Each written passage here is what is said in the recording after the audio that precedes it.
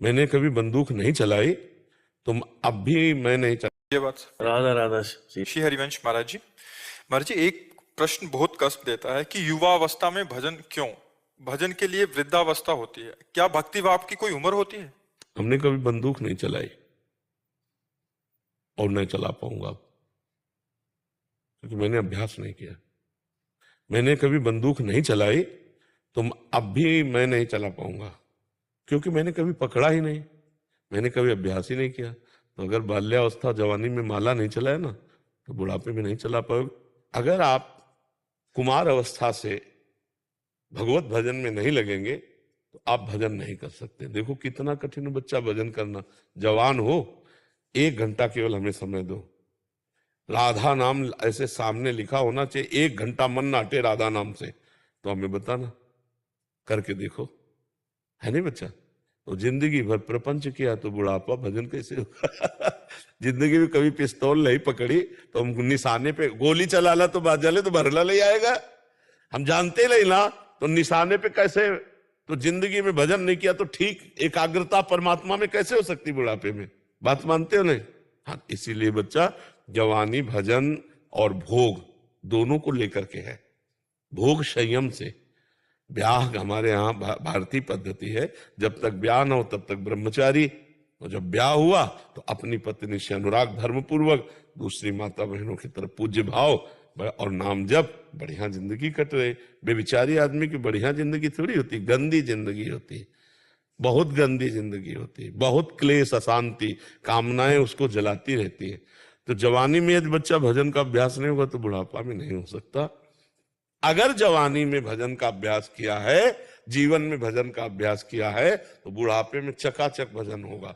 अगर जवानी में भजन का अभ्यास नहीं किया तो बुढ़ापे में कोई कहे 70-75 में कि अब हम नहीं, वही चित्त जाएगा जहां पूरे जीवन अभ्यास किया है। पक्की बात है, ये हम बिल्कुल खूब सुलझी हुई बात कह रहे हैं। नहीं कोई वयोवृद्ध बतावे कि हम, अब वो मतलब झूठ बोले तो बात अलग, ईमानदारी की बात है कि अगर आपने जीवन में कभी भजन नहीं किया तो आप भजन करते हो? कदापि नहीं। हम जीवन में जो थोड़ा थोड़ा भजन करते भी नहीं, पूजा उनकी भी बात कह रहे हैं। बस वही संसार के प्रपंच की बात है, और अपना 3 माला घुमाते तो 3 माला घुमा दिया। नहीं तो भजन का मतलब सोचते हो, उठते बैठते चलते फिरते खाते पीते हम भगवान का स्मरण करते हुए, ये अभ्यास से होगा, बिना अभ्यास के नहीं। और ये अभ्यास करने की यही उम्र है, चाहे जिस डिपार्टमेंट में जाओ। देखो जैसे अब ढोलक बजाने को हमसे कहो तो अंगुलियां काम नहीं करेंगी, इसीलिए बच्चापन में जो नरम अंगुली होती है, उसे हारमोनियम बजाना, ढोलक बजाना इसीलिए लिए जाता है ना, 16, 18, 20 ये अवस्था के क्यों लिए जाते हैं? क्योंकि नए अंग है, नया दिमाग है, जिधर लगेगा धुआं मचा देगा, जिधर जाएगा। एक आदमी इंजीनियर था, तो इंजीनियर वाले दुकान के पास गया और कहा मुझे नौकरी दे दो, मैं इंजीनियर हूं, पूरे कार्ड सब दिखाए। उसने एक जनरेटर खोला और कहा इसे बांध के चला दो, तुम जितने रुपए कहोगे वो तुम्हारे हिसाब के हम रुपए दे देंगे। पूरा जनरेटर उसने बांध दिया, चलाया, चला ही नहीं।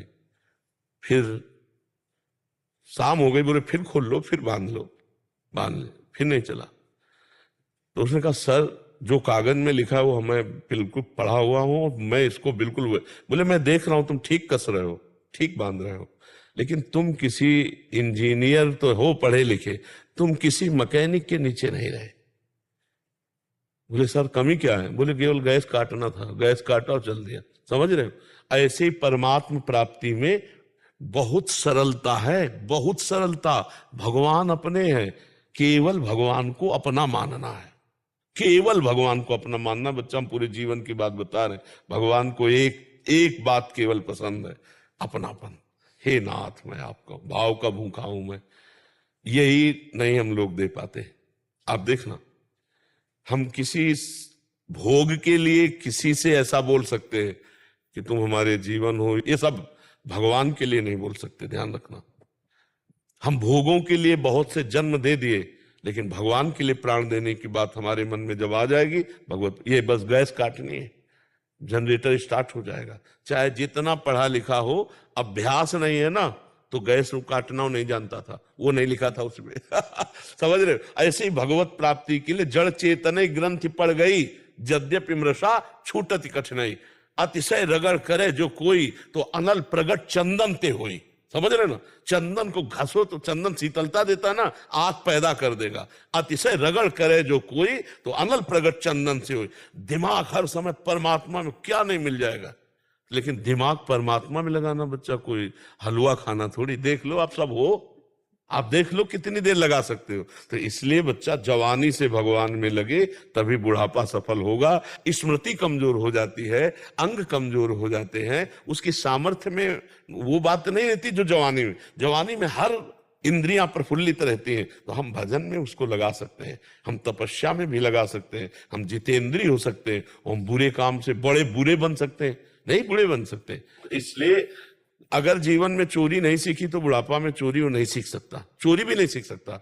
और अगर जीवन में चोरी की है तो बुढ़ापे में दांव दिखा देगा, चाहे बैठे बैठे दिखा देगा। जब ये निम्न कोटि के कार्यों के लिए अभ्यास की जरूरत है, तो उच्च भगवान के चिंतन के लिए अभ्यास की अत्यंत, ये प्रहलाद जी के वचन है कि कौमार अवस्था से भगवान का भजन करना चाहिए।